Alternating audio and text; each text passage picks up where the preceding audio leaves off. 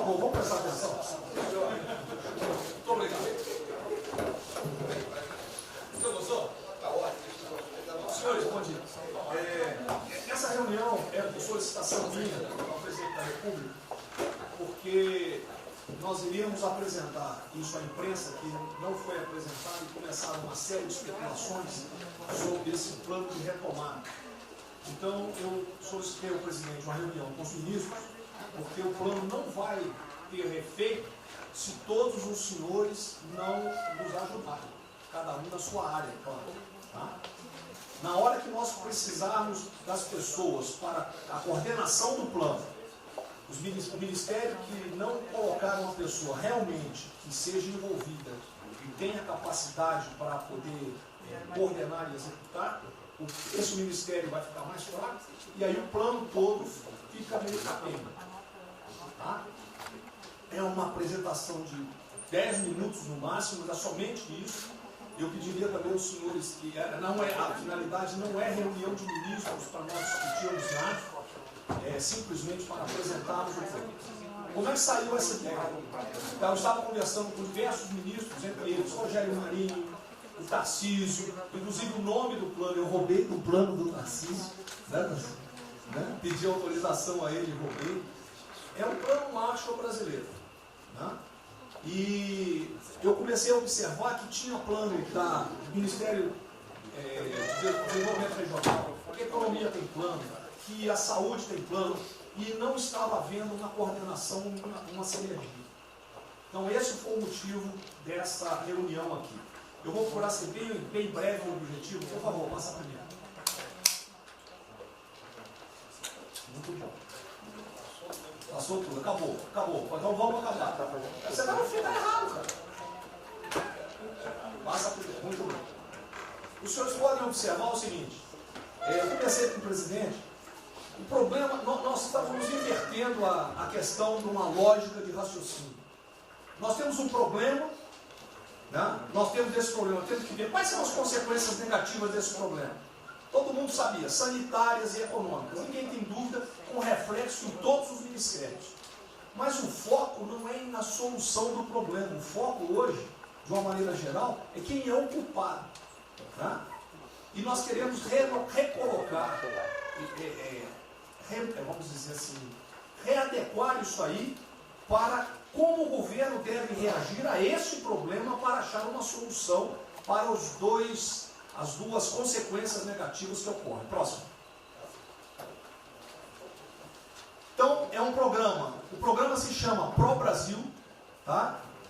Dou crédito ao azar do Tarcísio por ele ter conversado comigo. Eu gostei e roubei.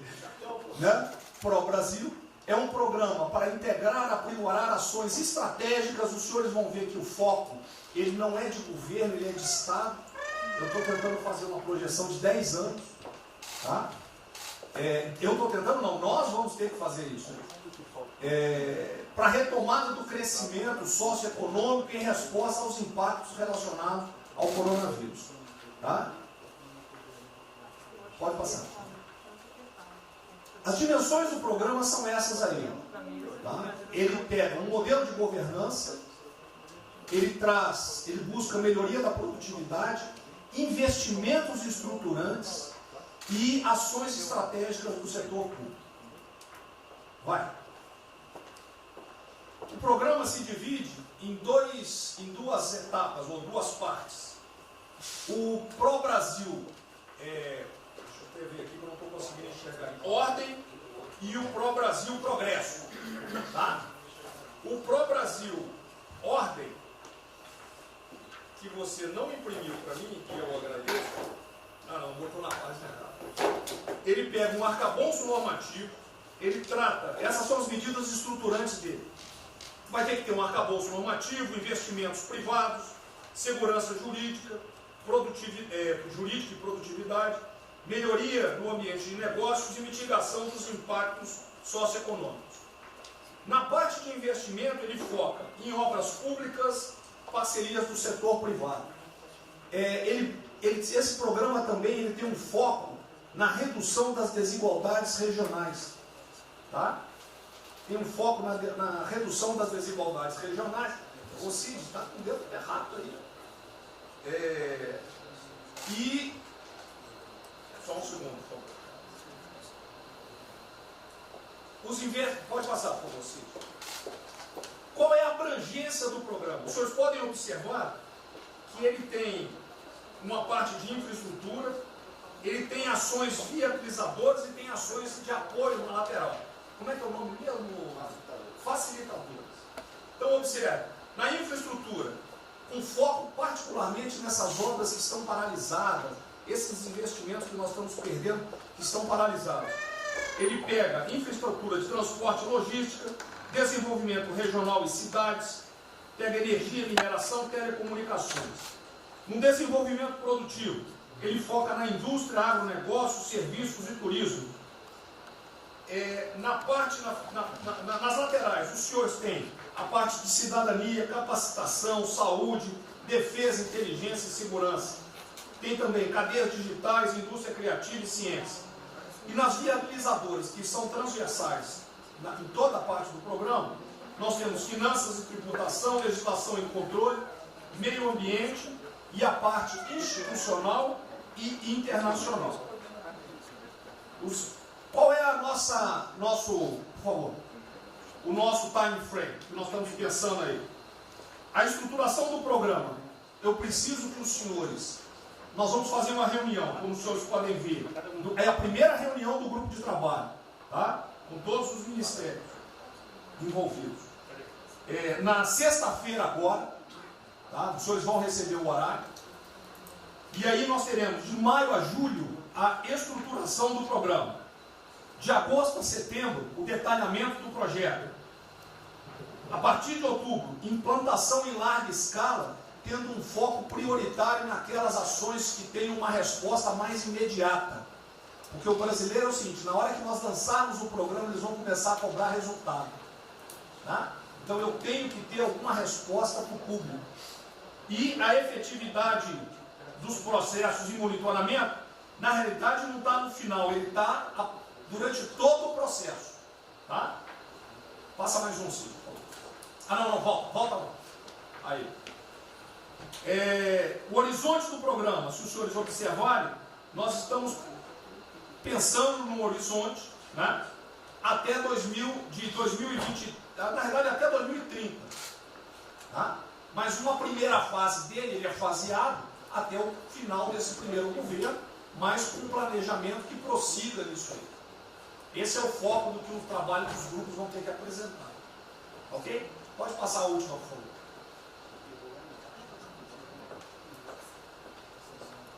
É sensorial. Certo? Só um layout para os senhores. Então, na sexta-feira, eu solicitaria que os senhores, quando enviassem os representantes, esses representantes já viessem com uma noção dos programas ou do que os senhores pretendem dentro dos ministérios de vocês. Uma primeira ideia, e nós vamos partir disso para elaborar isso aí. O trabalho não será feito aqui é somente uma coordenação. Cada ministério vai fazer e nós vamos coordenar. Presidente, vamos dar a palavra para o Guedes, com todo respeito aos demais, acho que o ministro mais importante nessa missão. Eu queria fazer a primeira observação seguinte: não chame de plano Marshall que revela um despreparo enorme. Não, isso aqui foi só aqui agora. Quando se falou em plano Marshall, para o Brasil é um nome espetacular. 10, 1000. Plano Marshall é um desastre. Revela despreparo nosso. Plano Marshall, por exemplo, os Estados Unidos podem fazer um plano Marshall para nos ajudar. A China deveria financiar um plano Marshall para ajudar todo mundo que foi atingido. Então, a primeira linha da equação, a gente tem que tomar muito cuidado, isso é o plano pro Brasil. Nos fala plano Marshall, é um desastre, vai revelar a falta de compreensão das coisas. A segunda coisa é o seguinte: é super bem-vinda essa iniciativa para nos integrarmos todos. Agora, não vamos nos iludir. A retomada do crescimento vem pelos investimentos privados, pelo turismo, pela abertura da economia, pelas reformas. Nós já estávamos crescendo. Voltar numa agenda de 30 anos atrás que é investimentos públicos financiados pelo governo. Isso foi o que a Dilma fez 30 anos. Então está cheio de gente pensando nessa eleição agora e botando coisa na cabeça de todo mundo aqui dentro. São governadores querendo fazer a festa, são às vezes ministros querendo aparecer, tem de tudo. E todo mundo vem aqui, vamos crescer, agora tem que crescer, tem que ter resposta imediata, o governo vai gastar. O governo quebrou. O governo quebrou. Em todos os níveis. Prefeitura, governador e governo federal. O que nós conseguimos fazer? Nós sinalizamos o contrário. Nós desalavancamos o banco público, reduzimos o endividamento, baixamos os juros e o Brasil ia começar a voar. Então, se a gente lançar agora um plano, todo o discurso é conhecido, acabar com as desigualdades regionais, marinho, claro, falar, são os detalhes dele. É bonito isso, por isso é que o Lula e a Dilma estão fazendo há 30 anos.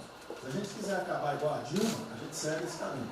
Então, eu acho o discurso bom, mas nós temos que tomar cuidado e reequilibrar as coisas. Não pode o ministro, para querer ter um papel preponderante esse ano, destruir a candidatura do presidente, que vai ser reeleito se nós seguirmos o plano das reformas estruturantes originárias. Então, eu tenho que dar esse recado, uma vontade de disposição, nós vamos ajudar tudo, mas nós não podemos nos iludir. O caminho desenvolvimentista foi seguido. O Brasil quebrou por isso. O Brasil estagnou. A economia foi corrompida, a política foi corrompida. A economia estagnou através do excesso de gastos públicos. Então, achar agora que você pode se levantar pelo suspensório, como é que o governo quebrado vai investir, vai fazer grandes investimentos públicos? Tarcísio sabe disso, conversando sempre. Tarcísio sabe o seguinte: quanto é que você consegue, Tarcísio, passar de 5 mil para quanto? Para 15, para 20, para 30? Multiplicou por 6. Quanto é que você consegue de investimento em concessões? 250. Tá certo? Então, ó, tem 100 bilhões vindo para saneamento. Tinha 100 bilhões que viriam, as 17 maiores petroleiras do mundo viriam para a nossa seção onerosa. 100 bilhões de seção onerosa, 100 bilhões de mineração, 100 bilhões de saneamento, 230 bilhões de concessões, 500 bilhões. Cadê o dinheiro do governo para fazer isso? Não tem. Então, quem está sonhando é sonhador. A gente aceita. Politicamente, a gente aceita. Vamos fazer todo o discurso da desigualdade, vamos gastar mais, precisamos eleger o presidente. Mas o presidente tem que pensar daqui a 3 anos. Não é daqui a 1 ano, não. Tem muita gente pensando na eleição desse ano. É só a observação que eu farei. Eu estou fora de eleição, mas não se faz. Só um motivo. A ideia aqui, ninguém falou em investimento público por enquanto. Inclusive, nós falamos ali em investimento, falamos inclusive em investimentos privados. O que tem que acontecer é o seguinte: eu estou vendo um plano de um monte de gente, nós temos que centralizar a imprensa, a economia, falar exatamente o que pode, o que não pode. Fundamental a coordenação. Até para isso na imprensa que está saindo. Que são na imprensa assim, plano Marshall e a economia está fora. Quer dizer, alguém foi para a imprensa e falou: vendo o plano Marshall ali, a economia está fora. Quer dizer, enfraquecer o nosso discurso no momento desse é uma tolice, é um atentado contra nós mesmos. Questão da imprensa, eu acho que eu resumi hoje na frente do Palácio em 20 segundos. Eu não vou falar com vocês, que vocês vão deturpam, vocês inventam e potencializam. Tem que ser o papel de cada um, não pode um sair daqui no cantinho, foi mais ou menos. Não pode falar nada, tem que ignorar esses caras, 100%. Senão a gente não vai para frente. Tem que estar sendo pautado para esses pulhas, o tempo todo jogando um contra o outro. É a Cristina contra mim, não pode jogar a Cristina, joga ela contra mim, o tempo todo. Tá? Então, se a gente puder falar zero com a imprensa, é essa aí. Bom, eu vou ser muito rápido aqui, general. Primeiro, parabéns. É fundamental esse processo de coordenação e de centro de governo. Nós precisamos ter isso cada vez mais aprofundado e com melhor qualidade. Segundo, eu quero, não precisa, mas eu quero me somar a essa visão do ministro Paulo Guedes, porque, vamos lá, nós recebemos o governo com 36 mil obras paradas. Oriundas da onde? Do PAC. Só para lembrar. O Abraão tem não sei quantas mil creches. 3 mil creches paradas que somam nessas 36. Então, O que nós trouxemos para o Brasil e como é que nós começamos o ano? Eu vou lembrar, presidente, o senhor sempre disse, é muito triste ver um brasileiro chegar no exterior e ser recebido com o manto da desconfiança. Pois nós passamos, Paulo Guedes, o ano todo, Tarcísio, Tereza, Bento, o nosso ministro Marcos Pontes e outros, andando pelo mundo e fazendo o quê? Vendendo o Brasil. Terminamos o ano, lembra do número, 482 bilhões de investimentos para os próximos 20 anos.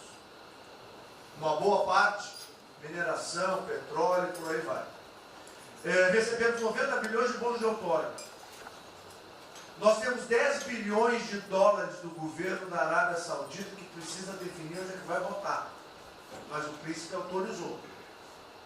São 50 bilhões de reais. A dinheiro de ouro.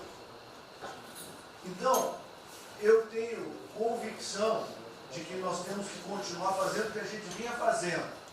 Ou seja, aprofundando a participação da sociedade.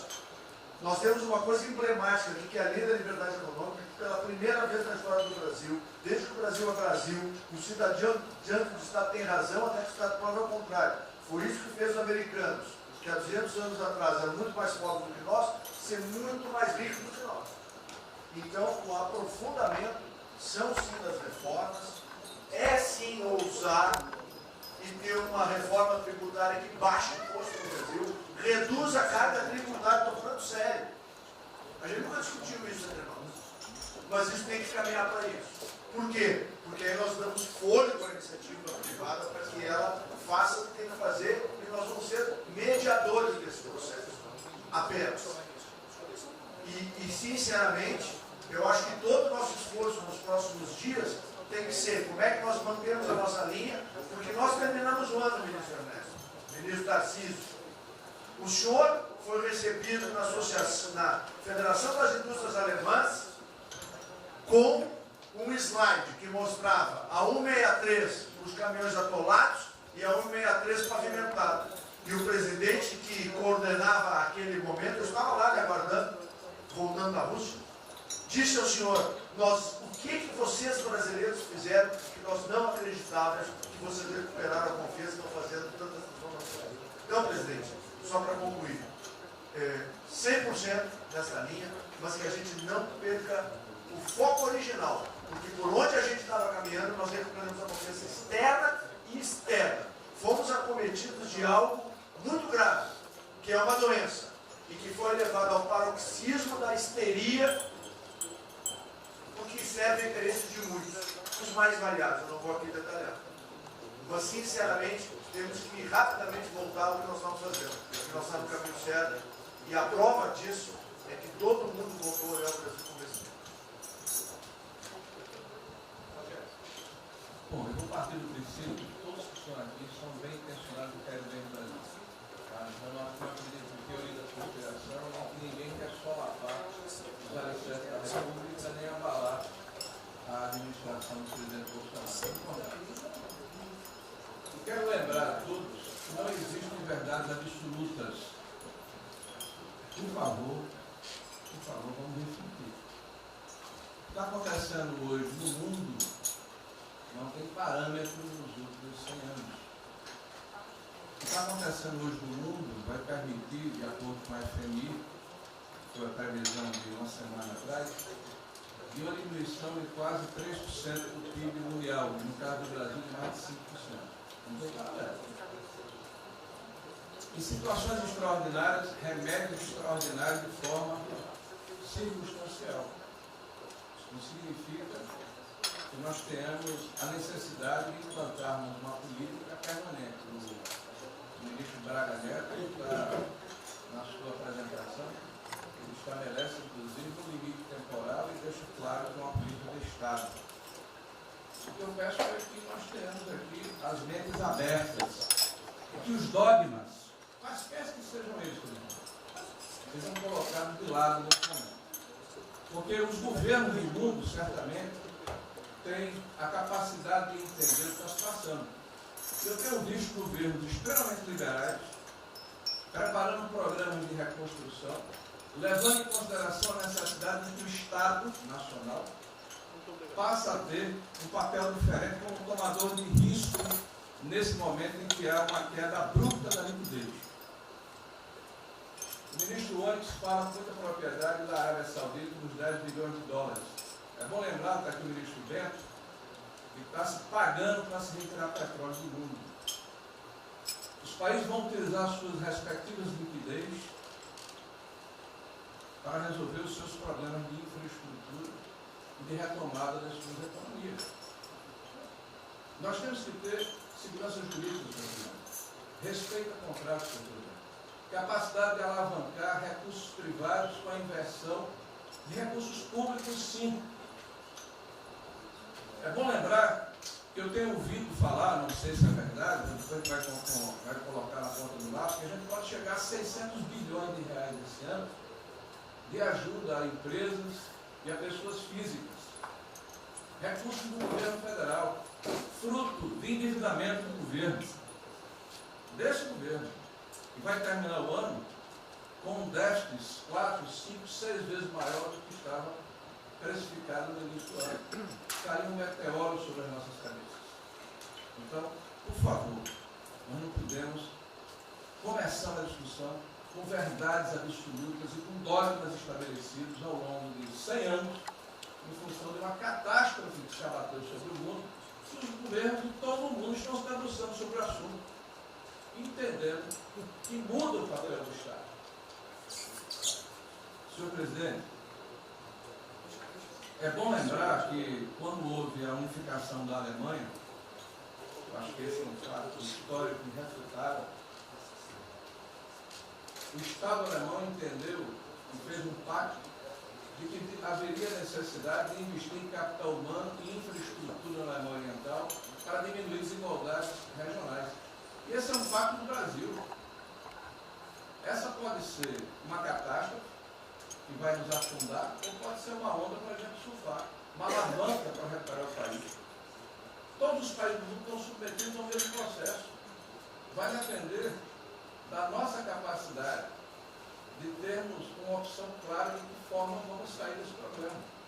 Se vamos gastar 600 bilhões de reais para resolver uma situação que é emergencial e todos reconhecemos que é necessária, e darmos segurança à população, no caso alimentar, para evitarmos o caos, para diminuirmos a mortandade das empresas, tudo bem, está correto, essa é a boa direção.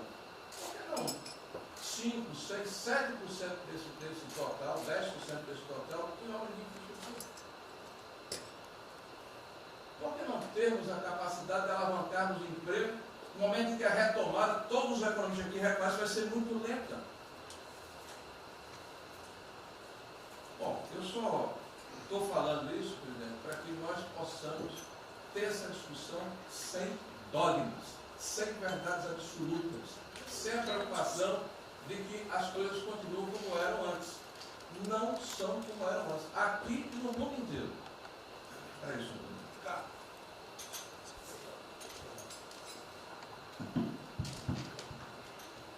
Eu tenho as inteligências das Forças Armadas que não têm informações. A BIM tem seus problemas. Tem algumas informações. Só não tenho mais porque está faltando, realmente, temos problemas. Aparelhamento, etc.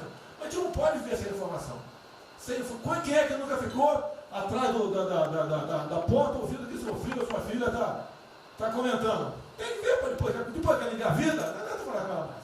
Tem que ver antes. Depois que o moleque encheu os conos de droga, não adianta mais falar com ele, já era. A informação é assim.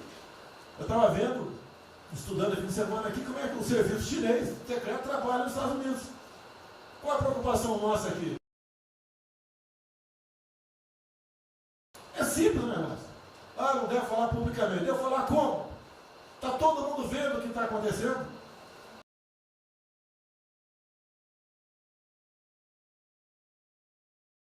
Tudo bem. Você tira do porra. Não tira. É uma realidade. Não adianta esconder mais, tapar o sol com a peneira. Vai em alguns ministérios, tem gente deles plantada aqui dentro. Então não quer pregar. Zero. Precisamos dele para vender? Sim, isso precisa também de nós. Que se não precisasse, não estaria comprando a soja da gente, não. Precisam. E é um negócio, pô.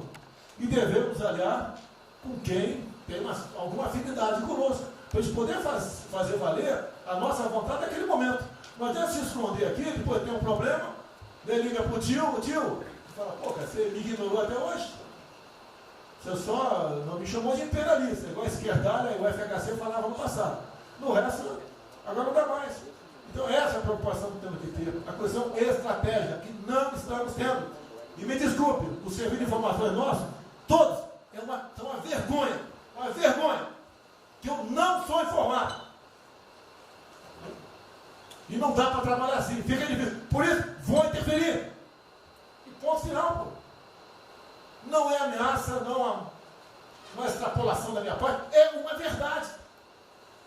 Como eu falei, né? Deus ministério para os senhores, o poder de veto. Mudou agora, tem que mudar. E eu quero realmente governar o Brasil. Na presença de todos aqui, como disse o Marinho, né? Aqui é o mesmo barco. Se alguém cavar o cavalo polão aqui, vai todo mundo para o saco aqui, vai todo mundo morrer afogado. Então é isso que a gente precisa. É pensar além do que tem que fazer internamente aqui. Quando explodiu em Metro, conversei com o Paulo Guedes. Desculpa a linguagem, é uma putaria em Metro. Trocar tacógrafo, trocar taxímetro, botar chip na bomba de combustível, putaria, igualzinho tomar 3 pinos. Está muito bem agora, mas precipiou porrada. Botou um coronel. O coronel foi formado pelo INE. Eu ia botar um coronel, você vai ter uma formação. Tá? E assim nós devemos agir. Como estava discutindo agora, IFAM, né? Está lá vinculado à cultura. Eu fiz a cagada em escolher, não escolher uma pessoa que tivesse também outro perfil. Uma excelente pessoa que está lá, tá? Mas tinha que ter outro perfil também. E vamos parar com a capa no Brasil. Compara com o Luciano Hang. Encontra lá um cocô petrificado de índio, para a obra. Para a obra. O que tem que fazer? Alguém no IFAM que resolva o assunto. E assim nós temos que proceder. E assim, cada hora, como eu falei da Tereza Cristina, que mudou a questão normativa, revocou a questão normativa, ajudou 400 mil pessoas no Vale do Ribeira, parabéns. Assim são outras decisões. A questão de armamento, tá? As questões de... por quê? Espera aí. Ministro da Justiça, por favor. Foi decidido há pouco tempo que não podia botar algema em quase ninguém. Por que estão botando algema em cidadão que está trabalhando, ou mulher que está em praça pública, e a justiça não fala nada? Tem que falar, pô! Vai ficar quieto até quando? Ou eu tenho que continuar me expondo? Tem que falar, botar para fora, esculachar. Não pode botar algema. Decisão do próprio Supremo. E vão ficar quietos até quando? Fica humilhando o nosso povo, porque isso está crescendo. O pessoal fica apontando para mim, votei em você para você fazer alguma coisa. Votei em você para você tomar decisões, para você brigar. E é verdade. Eu estou me lixando com a reeleição. Eu quero mais que alguém seja eleito, se eu vier candidato, tá? Eu quero ter paz no Brasil, mais nada. Porque se for à esquerda, uma porrada de vocês aqui tem que sair do Brasil, que vão ser presos. E eu tenho certeza que vão me condenar por homofobia, 8 anos por homofobia. Daí inventam o racismo, que não inventaram agora por Von Traub. Desculpa usar, puta que eu pariu. O Von Traub pode ter falado uma merda do mundo, mas racista? Vamos ter que reagir, pessoal. É outra briga. Tem que ser um governo com altivez.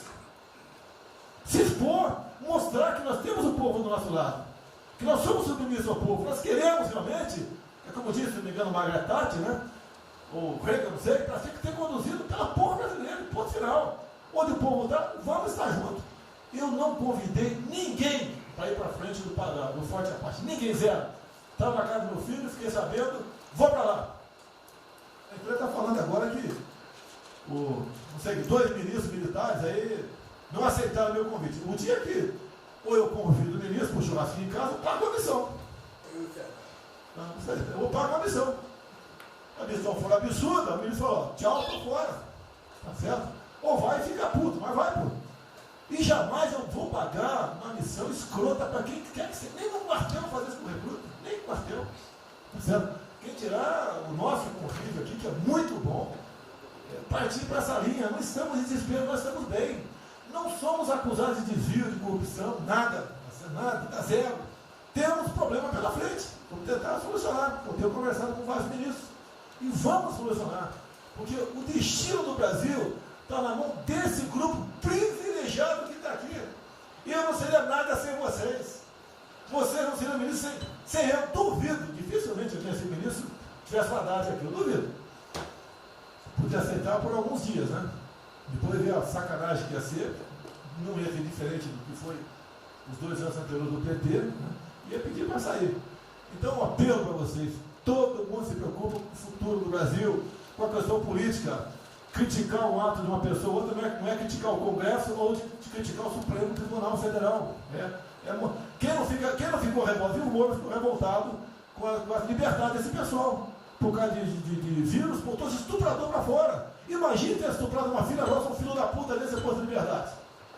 Nós temos que colocar no lugar dessas pessoas, desse pai que tenha sido estuprado, aí, um vagabundo foi posto na rua. Com a decisão, foda-se quem seja, tem que jogar pesado em cima disso. Não é um desabafo, pessoal, é uma realidade. O nosso barco está indo, mas não sabemos ainda, no momento, dado o último caso, vírus, para onde é nosso barco. Pode estar indo em direção ao iceberg. A gente vai para o fundo. Então vamos se ligar, vamos se preocupar. Quem de direito se manifesta com altidez, com palavras polidas, tá? Mas tomar uma posição, porque não pode tudo veio para a minha retaguarda, tudo. Tá? E vocês têm que apanhar junto comigo, logicamente, quando tiver motivo para apanhar, ou motivo para bater.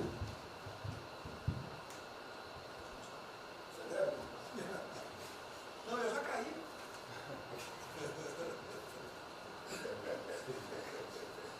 Foi o ministro Moro que falou. A sequência aqui é o seguinte: o ministro Moro, Montezano, o Nelson e o Paulo Guedes. Aí eu pediria só aos senhores que fossem em pé. Você também. O Paulo Guedes quer uma política e quer cobrar os raios. Assim, depois do bem, a primeira questão do plano ali que foi apresentado, fica aqui o registro do meu elogio, certo que ele tem que ser preenchido aí nos detalhes, existem as questões econômicas a ser resolvidas lá pelo Ministério da Economia, a ser trabalhado também com as outras áreas econômicas. Só faria uma sugestão aqui, ministro, se pudesse colocar desde logo, em algum momento desse plano, alguma referência importante também à segurança pública e a controle da corrupção. Foram 2 temas centrais, né, nas últimas eleições, e são 2 temas que, embora, claro que o plano vai ficar sujeito aí ao detalhamento necessário, mas acho que é importante ter uma referência inicial para não parecer que nós estamos descurando desses aspectos específicos. Nós não entramos em detalhes, porque isso aqui, o senhor viu que todos os ministérios praticamente responderam, isso aí para mim viria no detalhamento do ministério, mas eu acho que politicamente cabe. Não, sim. Não, eu entendo que cabe no detalhamento, mas acho que uma referência, né, seria interessante. Tem que apontar também que foi uma vitória do governo, do presidente, no ano passado houve uma queda expressiva desses principais indicadores criminais. Isso, embora seja mais vinculado com a questão da vida e segurança das pessoas, também é um fator importante para o investimento econômico, para também melhorar o ambiente econômico. E o controle da corrupção também é pressuposto. Né? Então, faria exclusivamente essa sugestão específica. Muito obrigado. Já está anotado. Montezano, ministro, primeiramente, parabéns. Acho que é um momento oportuno para a gente começar a falar. Do dia seguinte, o próprio ministro Guedes, nas discussões que temos tido nas últimas semanas, tem nos orientado, o BNDES foca na reconstrução, foca no dia seguinte, porque a crise de saúde vai demorar alguns meses e a reconstrução muito mais meses do que isso. Então é muito oportuno a gente já começar a discutir isso. Segundo, aqui eu subscrevo as palavras do ministro Salles, o que a gente tem observado nos projetos e concessões, etc., uma parte crítica, essa legislação para o funcionamento da máquina pública. É um momento muito oportuno para a gente aproveitar isso. Isso faz uma baita diferença no preço de um projeto, na velocidade, faz muita diferença. Então, eu subscrevo aqui as palavras do ministro Salles. E, por último, ministro, quando eu assumi o banco em julho, o banco estava montado como uma fábrica de empréstimo. O banco, durante 15 anos, foi uma fábrica de empréstimo. De julho até hoje, a gente fez uma reestruturação completa no banco, montando o que eu acredito hoje ser já o maior banco de investimento do Brasil em pessoas, em um banco de investimento de serviços focado em planejamentos econômicos setoriais e estruturação de projetos. Tá? O banco já está atuando dessa forma. Temos um vasto conhecimento setorial, um vasto conhecimento de planejamento, já está rodando a contento, e esse BNDES de hoje se parece muito mais com o BNDES de 20 anos atrás, que era o BNDES que planejava e estruturava esses projetos no Brasil. Então eu queria colocar aqui à sua disposição, que nos use, estamos a serviço, então o que o senhor achar adequado e razoável, tanto no fornecimento de informações, mas como também nesse planejamento, na coordenação, temos já um modo operante, uma estrutura que é plug and play. Se o senhor quiser usar, já está pronta para rodar para esse tipo de mapeamento e estruturação de projeto. Então, por favor, sinta-se bem à vontade de nos usar integralmente aqui na coordenação desse projeto, caso o senhor entenda adequado. Tá? Tiago. Nelson. Bom, estou chegando aqui, então é importante que eu coloque para vocês como é que a gente vai trabalhar. A saúde é fundamental, porque enquanto a gente não mostrar para a sociedade que a gente tem o controle da doença, da saída dela, qualquer tentativa econômica vai ser ruim, porque o medo vai impedir que você trate a economia como uma prioridade. Então, controlar a doença hoje é fundamental. E controlar a doença não significa que a gente vai curar a doença em uma semana, mas que a gente não é um barco à deriva e que a gente tem uma estratégia para trabalhar essa doença. Então, são 3 coisas que a gente vai trabalhar. Primeiro, a informação, para entender o que é a doença, qual é a evolução dela, como é que está a infraestrutura para cuidar da doença. Porque um dos grandes problemas que a gente tem hoje, se a gente olhar o Brasil hoje, ele é um dos melhores países em número em relação à mortalidade. O que assusta é você ver que o hospital não consegue atender, a gente no frigorífico, a gente está abrindo cofre em algum lugar para enterrar, e isso traz medo. E o medo impede que qualquer outra atividade tenha sucesso. Porque enquanto isso não for sanado, o restante vai ter muito pouca chance de ser comprado pela sociedade. A segunda coisa é estruturar a operação de cuidado. Então a gente vai investir em logística, vai investir na parte de compra e tentar melhorar o processo. Por quê? Porque se eu tiver os hospitais funcionando, eu vou ter os pacientes tratados, eu não tenho a sensação da crise, o medo melhora e o restante pode entrar. E a terceira coisa é a gente deixar claro um programa de saída do isolamento e do distanciamento. Não é que vai sair amanhã, mas a gente tem que ter um planejamento. Porque aí a gente realmente mostra que a situação está na nossa mão. Pode ser que demore um pouco, mas a gente está controlando esse processo, que a gente não está sendo um barco à deriva. Então, basicamente, eu queria falar para vocês, essa é a forma como a gente vai tratar, e a gente vai estar interagindo com todos os ministérios que forem necessários, para que isso aconteça da forma mais rápida possível. Basicamente é isso, é um prazer estar aqui com vocês. Ontem eu liguei para o diretor-geral da Polícia Rodoviária Federal.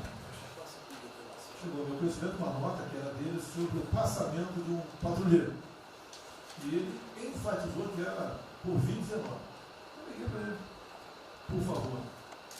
O que mais? Ele era obeso, era isso, tinha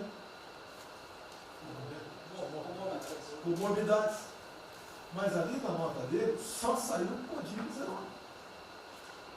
Então vamos alertar aquele direito do respectivo ministério, pode botar Covid-19, mas bota também, fibrose, um montão de coisa, não pensa nesse negócio, tem um montão de coisa lá.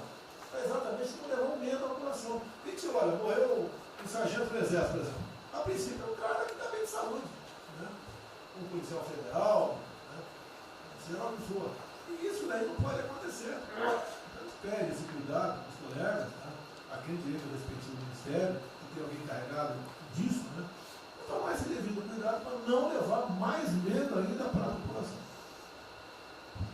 Você perguntou em relação a ele, perguntou quanto tempo levaria para mostrar o plano, alguma coisa. Eu acredito que.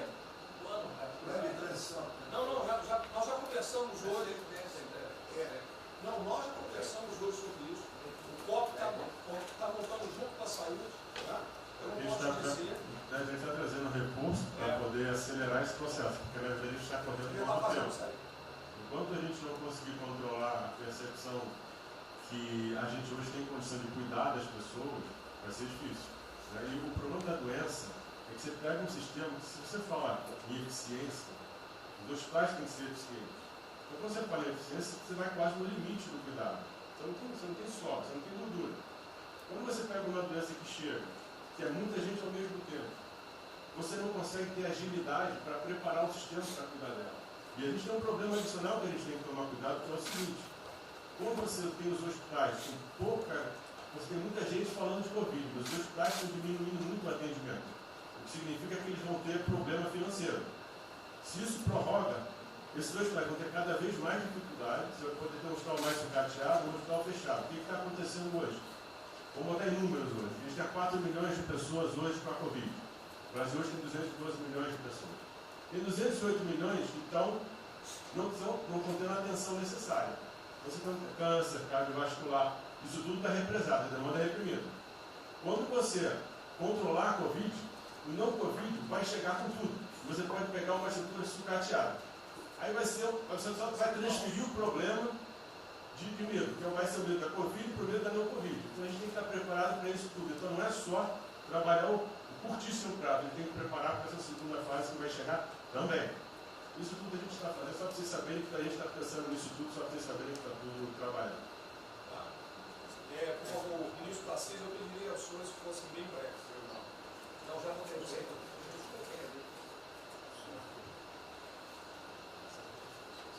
Só para louvar a iniciativa, acho que é importante essa coordenação da Casa Civil. Tenho certeza que é o que a sociedade espera isso de nós. A boa notícia é que a gente vem conversando com os investidores, eles estão interessados no nosso programa de concessão. Claro que a gente vai ter que ajustar alguma coisa nos projetos em função da percepção do nível de risco. E a gente vai fazer isso calibrando taxa de retorno, monitorando melhor agora a questão da demanda, reestimando a demanda nos projetos, mas a gente tem certeza que os projetos vão sair. Qual o cuidado que a gente tem que ter? A gente fala em 250 bi de investimento, só que concessão funciona o seguinte: o que a gente contratar agora vai gerar investimento em 2023, 2024. Não é imediato. E a gente vai precisar de fazer alguma coisa imediata, e aí tem que ter a inteligência, porque também não adianta. Isso, me dá lá 30 bi por ano. Não vou gastar, eu não vou usar. Eu não vou ter condição de usar isso.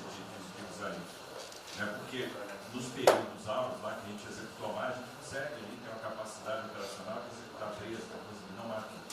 E a gente já tem 8 de orçamento por ano.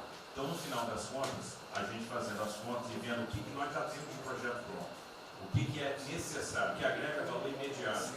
É um 35 do Maranhão lá, que leva a safra para o Porto de Itaqui, que se acabou. Ali eu posso fazer uma intervenção imediata. E o que a gente vai falar? Estou falando de pegar os 8 que a gente tem e agregar mais 3, mais 4. É essa aqui. Eu acho que isso é realmente necessário para gerar emprego, para dar a resposta que a sociedade está querendo e conjugando isso com o investimento privado. As duas coisas têm que andar juntas. E aí nós vamos dar um bom retorno. A gente está vendo o esforço que o BNDES está fazendo, a gente está fazendo um trabalho magnífico, trazendo o banco, trazendo o privado, o sindicato de bancos, para assumir uma responsabilidade que é deles também. O Banco Central injetou um monte de liquidez aí no sistema, para o dinheiro não ficar empossado, e aí preservando o caixa para atuar nesses projetos de infraestrutura que vai ser fundamental. Então, eu acho que é essa linha que nós precisamos ter, E tivemos aí 2 caras aí na história recente que pegaram terra arrasada e entraram para a história. Um foi o Roosevelt, o outro foi o Churchill. O terceiro vai ser o Bolsonaro.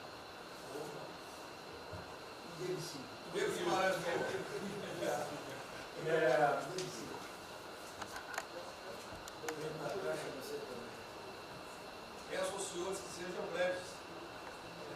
São só 5 pontos muito rápidos.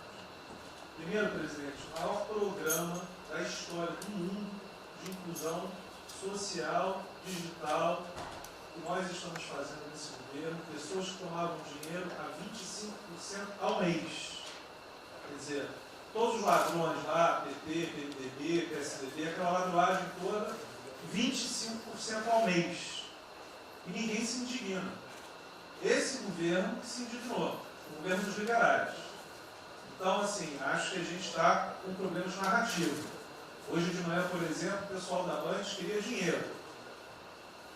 O ponto é o seguinte: vai ou não vai dar dinheiro para Bandeirantes? Não vai dar dinheiro para Bandeirantes? Passei meia hora levando porrada, mas repliquei. E falei, olha, vocês estão em casa?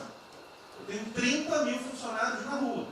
Não tem esse negócio, essa frescurada de home office. Eu já visitei 15 agências. E você em casa? Aí o pessoal ficou um pouco mais calmo. Quer dizer, eu posso ter 30 mil brasileiros nas agências lá. Sabe quantas pessoas a Caixa está pagando hoje? 7 milhões de pessoas. E todo mundo home office.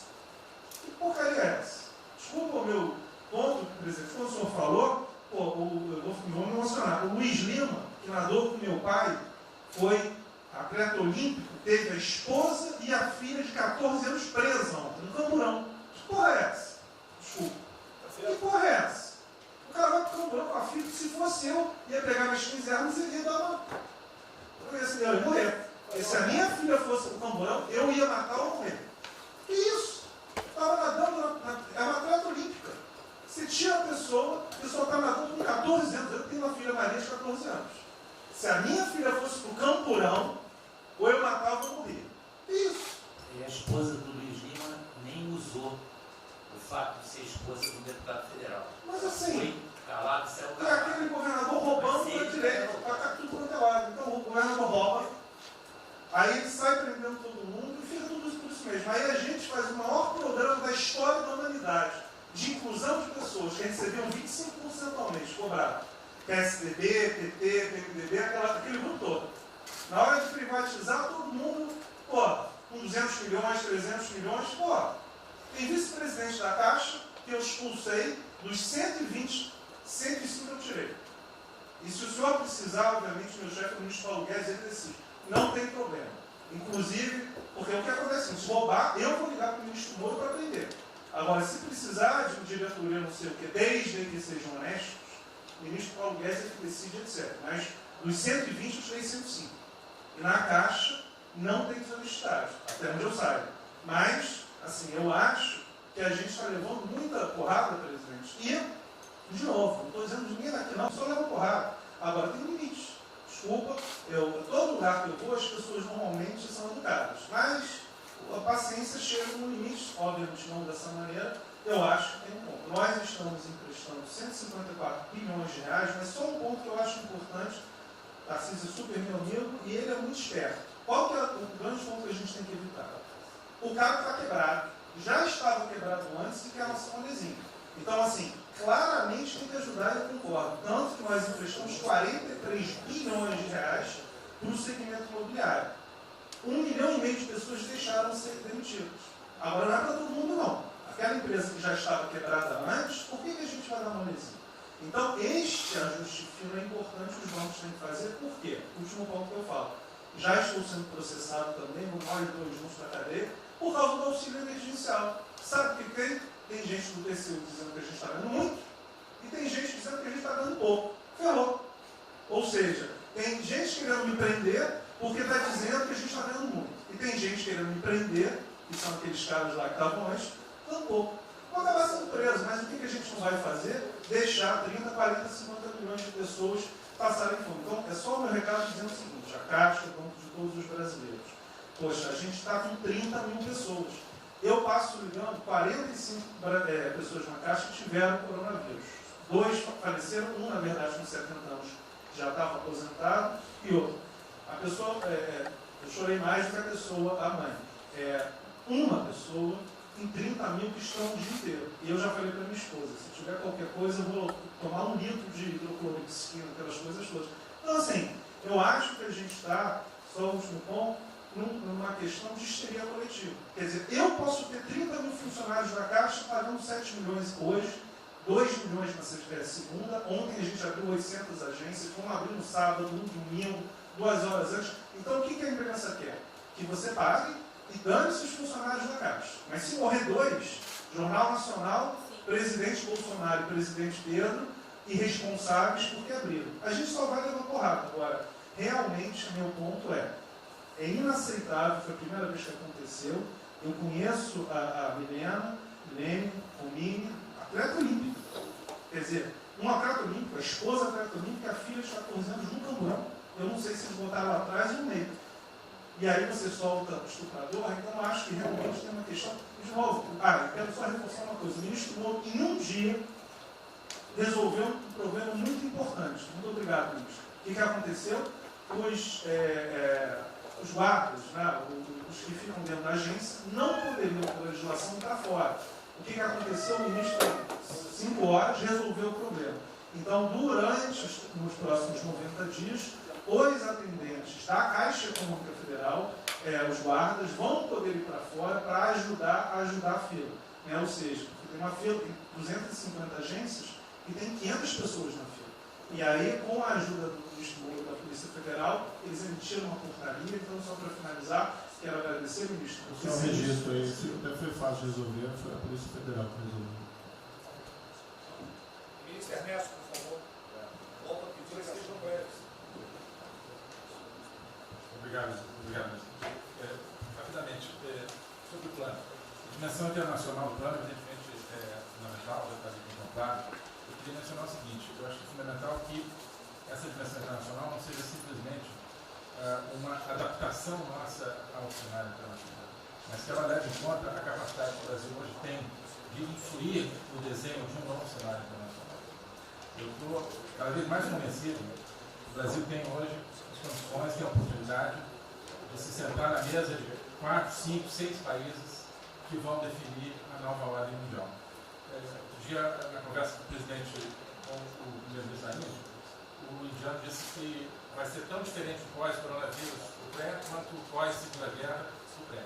Eu acho que é verdade, e assim como houve um Conselho de Segurança que definiu a ordem mundial, 5 países depois da Segunda Guerra, vai haver uma espécie de novo Conselho de Segurança, e nós temos dessa vez a oportunidade de estar nele e acreditar na possibilidade do Brasil influenciar, ajudar a formatar um novo cenário. E esse cenário, acho que tem que levar em conta o seguinte: estamos aí revendo os últimos 30 anos de globalização. Vai haver uma nova globalização. O que aconteceu nesses 30 anos? Foi uma globalização cega para o tema dos valores, para o tema da democracia e da liberdade. Foi uma globalização que a gente está vendo agora, criou um modelo onde no centro da economia internacional está um país que não é democrático, que não respeita os direitos humanos, etc. Essa nova globalização acho que não pode ser cega. Tem que ser uma globalização, tem que ser uma estrutura que leve em conta, claro, a dimensão econômica, mas também essa dimensão da liberdade e do valor. E da mesma maneira, acho que o plano está apontando para isso, na nossa dimensão nacional, também não pode ser um plano cego para essas dimensões daquilo que nos traz, né, que traz o projeto do presidente, que é não simplesmente a eficiência, a pujança, o crescimento econômico, mas a liberdade, o combate à corrupção, a reinvenção do Brasil livre, do Brasil livre dessas mazelas que nós pensamos. Obrigado. Obrigado, ministro. É o último. Não, é bem rápido. Eu só vou voltar numa história. Vou voltar aqui numa história breve. Queria lembrar que no fim do governo Dilma a taxa de juros era 14,5%, a curva, mas a taxa longa era 20%. E aí quando a gente olha o que aconteceu e o que proporcionou a taxa de juros cair, é interessante, porque teve um dia, 18 de agosto, saiu uma manchete no jornal que todos os elementos apontavam que ia ter o teto de gastos. Naquele dia, a curva de juros começou a cair e foi quando depois o presidente do Banco Central anterior começou a cair os juros. Ele caiu os juros até o nível de 6,5, estabilizou, teve a incerteza das eleições, com a incerteza do PT poder voltar, a taxa piorou. Depois, curiosamente, quando o mercado entendeu que ia ter a Previdência, foi quando abriu espaço para colocar os juros novamente. Então, a razão dos juros ter ido de 14,5, 15, 20 para o que está hoje foi o fato da sociedade e do mercado ter entendido que o governo ia ter disciplina em relação às contas públicas. Isso a gente não pode esquecer. Tá? Me permite, então você está dizendo aí que não só a Selic tem como uma taxa longa, nós devemos basicamente a PEC do teto, é isso? Isso. Estou dizendo exatamente isso. E depois também a Previdência. Então, dito isso, eu acho que é importante a gente passar essa mensagem. Um outro tema só, aí em relação ao plano, 3 pontos só que eu acho importantes. A gente tem feito reuniões entre os banqueiros centrais de vários países do mundo, quase todas as semanas. Eu acho que tem 3 pontos que são importantes. Primeiro, existe um consenso hoje que o mundo privado está com muito medo de tomar risco. Então, que não vai ter como ter uma saída rápida sem que o governo não entre de alguma forma tomando risco. Porque o mundo privado está com medo de tomar risco pelo fator medo. Que é o fator que o doutor mencionou, que eu acho que é muito importante. Se amanhã você permitir todo mundo no estádio de futebol que é um jogo, será que todo mundo vai sair de casa e vai?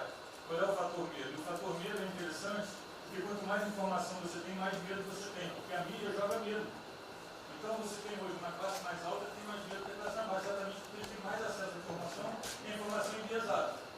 Então, o primeiro ponto é esse tomar risco. O segundo ponto rápido é um tema que eu acho que está muito crescendo também, crescendo bastante, que é a análise, que a gente chama de análise intertemporal. Quando você faz uma ajuda, quando o governo faz um gasto, geralmente acontece duas coisas. Ou você bota fundo perdido, ou seja, esse gasto não vale nada, e aí vai ter um reflexo na economia, na taxa de juros, ou as pessoas exageram falando esse gasto vai ser multiplicador. Provavelmente não é uma coisa nem outra. O que eu acho que falta de analisar o gasto do governo é o quanto desse gasto que eu recupero lá na frente, via preservar empregos, via manter uma empresa viva, que ia morrer. Então eu acho que falta a análise completa do gasto. O gasto nunca é fundo perdido. Também ele nunca é muito multiplicador, ele é um meio do caminho de uma coisa e outra. E o que eu acho que falta é a análise de eu vou gastar tanto e esse gasto vai ter essa efetividade. Por exemplo, existe uma percepção do mercado que dinheiro para governador e prefeito é dinheiro jogado fora. Pode ser que seja mentira, mas existe essa percepção hoje. E tem vários vídeos rodando por aí, os senhores devem ter visto, de que o dinheiro vai para a prefeitura e não vai parar, porque vai em bem intangível, que é difícil de controlar. Vai em programa que a pessoa nunca tem como monitorar. Então, acho que é importante esse tema de fazer essa análise intertemporal e ver realmente qual é a eficiência do gasto. E por último, último ponto, conversando com investidores, a gente tem feito isso, inclusive nós fizemos uma conversa, 2 bancos centrais com investidores, inclusive de infraestrutura, e o problema principal que aparece em toda a conversa no Brasil, do investidor privado, é que no passado, toda vez que o investidor privado entrou, teve muita sacanagem. O tema da governança é super importante. Então, eu estava conversando com o Marinho, a coisa mais importante desse projeto, na minha opinião, é garantir que a governança é boa. O investidor privado ter certeza que ele vai estar junto do governo, ou ele vai estar em grande parte tomando risco, às vezes o governo vai tomar um pouquinho, mas que é uma coisa que ele não precisa se preocupar na frente da governança. E o jeito de melhorar a governança é colocar agentes internacionais que fazem governança mundial.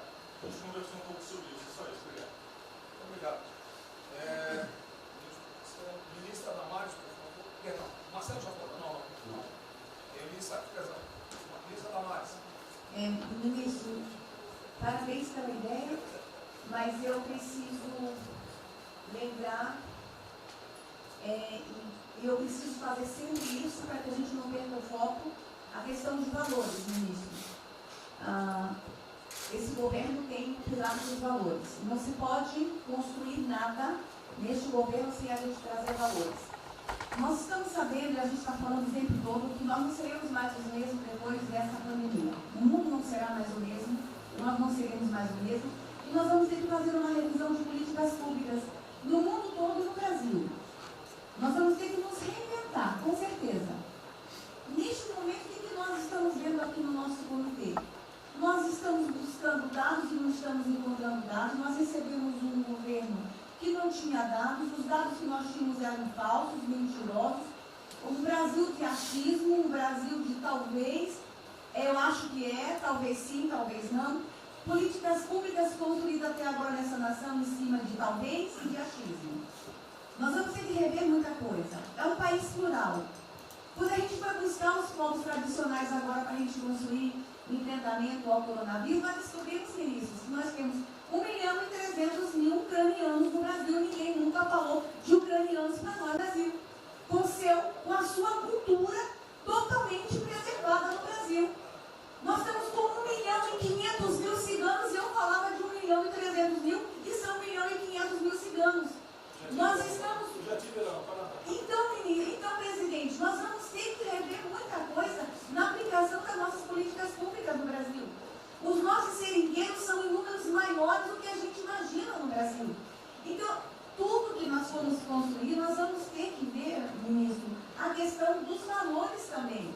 A questão, os nossos quilombos estão crescendo e os meninos estão nascendo nos quilombos e seus valores estão lá. Então, tudo vai ter que ver a questão dos valores. E quando eu falo valores, ministro, eu quero dizer para o senhor, nós estamos com quase 80.000 idosos em abrigos no Brasil. Eu me surpreendi com números. Nós estamos com quase 60 mil crianças em abrigos no Brasil. Os números estão me surpreendendo. E eu estou com um número absurdo de mulheres também em busca de abrigos por causa de violência. Então, tudo isso tem que vir para este pacote. Nós vamos ter que fazer algumas revisões de políticas públicas no Brasil. Então, por favor, ministro, coloque aí a questão de valores. E quando eu falo valores, aí eu quero olhar para o nosso novo ministro aqui da Saúde e dizer, ministro, valores estão lá no seu ministério também. Neste momento de pandemia, a gente está vendo aí a palhaçada do STF trazer o aborto de novo para a pauta. E lá está a questão de as mulheres que são vítimas do Zika vírus vão abortar. E agora vem o coronavírus. Será que vão querer liberar que todos que tiveram coronavírus poderão abortar no Brasil? Vão liberar geral? O seu ministério, ministro, está lotado de feminista que tem uma pauta única, que é a liberação do aborto. Quero te lembrar, ministro, que está chegando agora, este governo é um governo pró-vida, é um governo pró-família. Então, por favor. E aí, quando a gente fala de valores, ministro, quero dizer que nós estávamos sim no caminho certo. A gente não precisa reinventar muita coisa, não. E eu quero citar aqui um exemplo da política indigenista como este governo estava construindo. Todo mundo começou a dizer, a esquerda começou a falar, que o coronavírus iria dizimar os povos indígenas no Brasil. O primeiro óbito, dia 12 de abril, sabe o que é isso? A forma como nós estávamos conduzindo a política indígena no Brasil. Primeiro óbito, dia 12 de abril. E eu fui lá para a Amazônia, no Roraima, junto com o presidente da FUNAI e o secretário nacional de saúde indígena, para acompanhar o primeiro óbito. A forma como a gente conduziu deu muito certo. Vamos ter que melhorar? Vamos ter que melhorar. E por que nós fomos lá, presidente? Porque nós recebemos a notícia que haveria contaminação criminosa em Roraima, em Amazônia, de propósito, em índios, para dizimar aldeias e povos inteiros para colocar nas costas do presidente Bolsonaro. Eu tive que ir para lá com o presidente da FUNAI e me reunir com os generais da região e o superintendente da Polícia Federal para a gente fazer uma ação ali meio que sigilosa. Porque eles precisavam matar mais índio para dizer que a nossa política não estava dando certo. Então, o que a gente estava fazendo estava dando certo. O que nós estamos fazendo está dando certo. Então, aqui, general, todo o nosso trabalho que envolve políticas de valores precisa estar aqui no Pró-Brasil. E aí, presidente, só para encerrar, eu quero dizer para o senhor que a sua angústia tem razão de ser. Nunca houve tanta violação de direitos no Brasil como neste período. Direitos fundamentais foram violados. No nosso Disque 100 tem mais de 5 mil registros, ministros, de violação de direitos humanos. Mas o senhor tem uma ministra de direitos humanos e uma equipe muito corajosa. São mais de 5 mil procedimentos e ações que estão sendo construídos. Governadores e prefeitos responderão processo. Idosos estão sendo algemados e jogados dentro de camburões no Brasil. Mulheres sendo jogadas no chão e sendo algemadas por não terem feito nada. Nós estamos vendo padres sendo multados em R$90 mil porque estavam indo da igreja com 2 fiéis. A maior violação de direitos humanos da história do Brasil nos últimos 30 anos está acontecendo neste momento. Mas nós estamos tomando providências, a pandemia vai passar, mas governadores e prefeitos responderão processos. E nós vamos pedir, inclusive, a prisão de governadores e prefeitos. E nós estamos subindo o tom. E discursos estão chegando. Nosso ministério vai começar a pegar pesado com governadores e prefeitos. Nunca vimos o que está acontecendo hoje. Se eles falavam que nós éramos violadores de direitos, eles estão. Inclusive, o governador Wellington agora, ontem, determinou que a polícia poderá entrar nas casas. Vocês não imaginam o que ele vai fazer. Poderá entrar assinou. A polícia poderá entrar na casa sem mandato. Então, assim, as maiores violações estão acontecendo nesses dias. Então, nós estamos fazendo enfrentamento, mais de 5 procedimentos. O nosso ministério já tomou iniciativa e nós estamos pedindo, inclusive, a prisão de alguns governadores. Então, está aí algumas respostas. Valores. Por favor. Valores. Posso falar? Vamos ver mais. Houve aqui uma apresentação, uma representação do ministro Paulo Guedes, que a senhora vai receber mais dinheiro. Obrigada. Ministro Marcelo, por favor.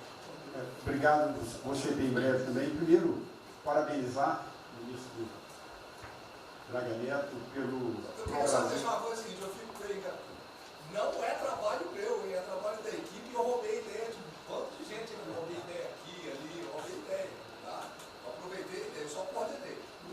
programa importante do projeto. Obviamente, todos os ministérios, como o Ministério do Turismo, também já estão finalizando até amanhã esse programa de retomada. E, presidente, o turismo, obviamente, ele tem uma importância muito grande para a economia, o Paulo Guedes sabe disso, mais de 8%, ou seja, quase 10% do PIB nacional é turismo. E o presidente falou que vai extinguir o Ministério porque o turismo acabou. Agora precisa do Ministério mais do que nunca, presidente. O turismo ele vinha numa crescente muito importante. O ano de 2019 cresceu 2,6%, enquanto a economia cresceu 1%, gerou 163% a mais de emprego do que o ano de 2018. E, obviamente, no meio dessa pandemia, foi o primeiro a ser impactado de forma brutal. O Rogério Marinho sabe bem disso e nos ajudou muito aí. Quero aproveitar para agradecer o Paulo Guedes, a Marinho também nos ajudou muito nesse processo, de contemplar, ou seja, de ter um plano de ação que viesse evitar o desmonte do setor do turismo, porque grande parte das empresas do turismo passou de um fluxo de caixa de 100 para 0 de um dia para o outro. Então, ações como a suspensão de contrato de trabalho, o ministro Moro também agradeço, teve uma ação fundamental para o setor, que foi uma medida provisória que contemplasse ambas as partes, tanto o consumidor quanto as empresas, através da Senacom, que impediu judicializações em massa, porque aquela pessoa que comprou o ingresso de um show ou um pacote turístico, ela, se fosse para cima das empresas ainda para pedir o reembolso de imediato, isso seria catastrófico, geraria mais desemprego ainda.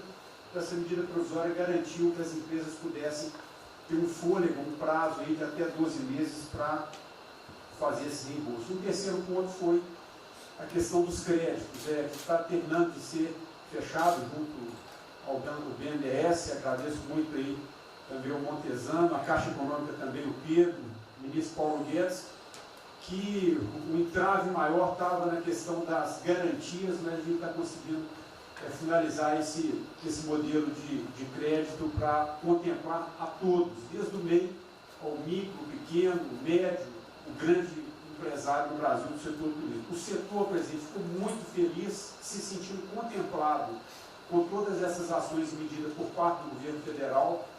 O setor do turismo no Brasil fizeram cartas com as principais associações agradecendo a postura do governo federal em relação a isso. Eu quero, presidente, falar um assunto aqui que talvez seja muito polêmico, mas eu acho que é importante esse debate nesse momento. Aí eu falo também para a ministra Damares, que eu sei que é uma pauta muito sensível também a ela, que é a questão, presidente, porque o Ministério do Turismo agora tem que ter um planejamento, um plano de atração de investimentos, que é o que gera emprego, renda, é o que ajuda, obviamente, a economia do Brasil. E para isso, presidente, eu acredito que é um momento propício nesse planejamento da retomada discutir os resorts integrados. Não é legalização de jogos, não é bingo, não é caça-níquel, são resorts integrados. Obviamente, presidente, uma pauta precisa ser construída, ainda mais estou olhando para o cara aqui para mim. A pauta precisa ser construída com as bancadas da Câmara, tanto a evangélica quanto a católica, mostrando ou desmistificando vários mitos que giram em torno disso. Não sei se o ministro Paulo Guedes concorda. Nós temos a possibilidade de atrair pelo menos 40 bilhões de dólares para o Brasil só de outorgas, de investimentos imediatos para essa pauta. Mas o que precisa ser feito, presidente, é realmente desmistificar a questão de evasão de divisas, de lavagem de dinheiro, de tráfico de drogas, e para isso eu sugeriria que nesse debate pudéssemos contar com o Ministério da Justiça, através da Polícia Federal, o Ministério Público na mesa, a Receita Federal, os órgãos de controle, mas obviamente, presidente, uma pauta que só levaríamos para frente se a gente conseguir pacificar ou nos fazer entender pela bancada evangélica, pela bancada católica, para que não haja uma distorção na comunicação disso. Tem que ser um projeto muito bem feito, que eu acredito que pode ser, nesse processo da retomada, uma grande oportunidade para o Brasil atrair grandes complexos, dos quais apenas 3% são utilizados para os cassinos. E outra, isso não tem impacto diretamente nenhum na família dos trabalhadores brasileiros. Tá divulgado. Não, não é bem isso não. Eu vou ter que começar a desmistificar para dar mais, gente. Eu estou vendo isso. Então, presidente, aqui, não estou dizendo que a gente tem que colocar isso como um projeto de governo, obviamente, mas abrir esse debate em torno dos resorts integrados. E para finalizar, presidente, o ministro Nelson, prazer estar aqui com a sua primeira vez, a gente fez um projeto muito bem elaborado, né, dentro do comitê de operações, que visa fazer com que os hotéis possam abrigar os profissionais de saúde, e só os profissionais de saúde. A questão do anterior do Ministério, por 2 vezes eu mandei a mensagem, não se manifestou, não se interessou, mas eu acredito que é um projeto que pode, sobretudo, trazer para o governo federal uma boa visibilidade com essa preocupação de quem está na linha de frente de combate, que são os profissionais de saúde. Visando 2 coisas, eu já vou terminar, que é primeiro melhorar essa logística do profissional de saúde, que sempre tem um hotel próximo ao hospital, aos hospitais, e também a preservação da família desses profissionais, mostrando, obviamente, a sensibilidade do presidente Jair Bolsonaro na preocupação com essas vidas desses profissionais. Obrigado. Parece que é hoje às 16 horas. Hoje, então, é uma reunião marcada para a gente discutir isso aí. Obrigado. Saúde e turismo. Penúltimo debatedor, o ministro Weintraub. Obrigado. Em 3 anos eu... Obrigado. Em 3 anos, através do Onix, eu conheci o presidente. Nesses 3 anos eu não pedi uma única conselho, não tentei promover minha carreira, me ferrei na física, ameaça de morte, na universidade, e o que me fez, naquele momento, embarcar junto, era a luta pela liberdade. Eu não quero ser escravo nesse país, e acabar com essa porcaria que é Brasília. Isso aqui é um campo de corrupção, de privilégio. Eu tinha uma visão extremamente negativa de Brasília. Brasília é muito pior do que eu podia imaginar. As pessoas aqui perdem a percepção, a empatia, a relação com o povo. Se sentem inexpugnáveis. Eu tive o privilégio de ver a mais da metade aqui desse time chegar. Eu fui secretário executivo do ministro Onix. Eu acho que a gente está perdendo um pouco desse espírito. A gente está perdendo a luta pela liberdade. É isso que o povo está gritando. Não está gritando para ter mais Estado, para ter mais projetos, para ter mais... O povo está gritando por liberdade. Ponto. Eu acho que é isso que a gente está perdendo. Está perdendo mesmo. O povo está querendo ver o que me trouxe até aqui. Eu, por mim, botava esses vagabundos todos na cadeia. Começando no STF. E é isso que me choca. É só isso, presidente. Eu realmente acho que toda essa discussão de vamos fazer isso, vamos fazer aquilo, eu vi muitos ministros que chegaram, foram embora. Eu percebo que tem muita gente com agenda própria. Eu percebo que tem, assim, tem um jogo que é jogado aqui, mas eu não vim para jogar o jogo. Eu vim aqui para lutar. E eu luto e me ferro. Eu estou com um monte de processo aqui no Comitê de Ética da Presidência. Eu sou o único que levou processo. É um absurdo o que está acontecendo aqui no Brasil. A gente está conversando com quem a gente tinha que lutar. A gente não está sendo duro bastante contra os privilégios, contra o tamanho do Estado. E eu realmente estou aqui de peito aberto, como vocês sabem disso. Levo tiro, odeio o Partido Comunista, que está querendo transformar a gente numa colônia. Esse país não é. Odeio o termo povos indígenas, odeio esse termo, odeio. Povos ciganos, só tem um povo nesse país. Quer, não quer, sempre é povo brasileiro, só tem um povo. Pode ser preto, pode ser branco, pode ser japonês, pode ser descendente de índio, mas tem que ser brasileiro, pô. Acabar com esse negócio de povos e privilégios. Só pode ter um povo. Não pode ter ministro que acha que é melhor do que o povo, do que o cidadão. É um absurdo, a gente chegou até aqui. O senhor levou uma facada na barriga. Fez mais do que eu. Levou uma facada. Mas eu também estou levando o barriga e estou correndo risco. E fica escutando esse monte de gente defendendo privilégio, teta. Entendeu? É isso. Negócio, empréstimos. A gente veio aqui para acabar com tudo isso, não para manter essa estrutura.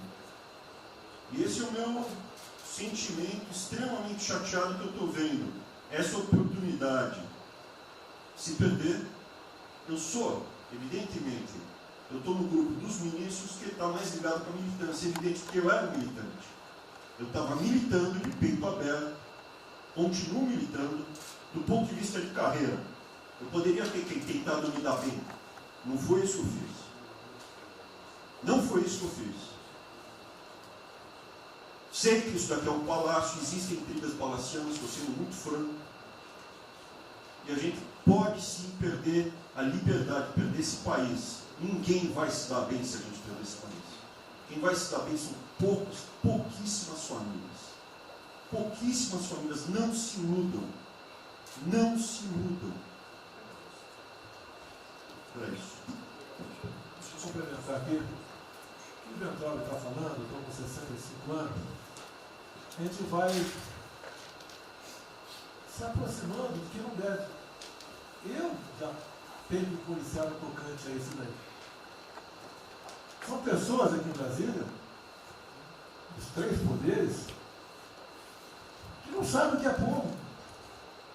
Eu converso com alguns, não sabem o que é um feijão com arroz, não sabem o que é um supermercado, esqueceu. Acho que o dinheiro cai do céu. Eu estou com meus privilégios garantidos, meus 100 mil por mês, em média, 100 mil por mês, né? Legalmente. E acho que isso não vai acabar nunca. Como alguns acham que a liberdade, qual é desse cara? Está maluco?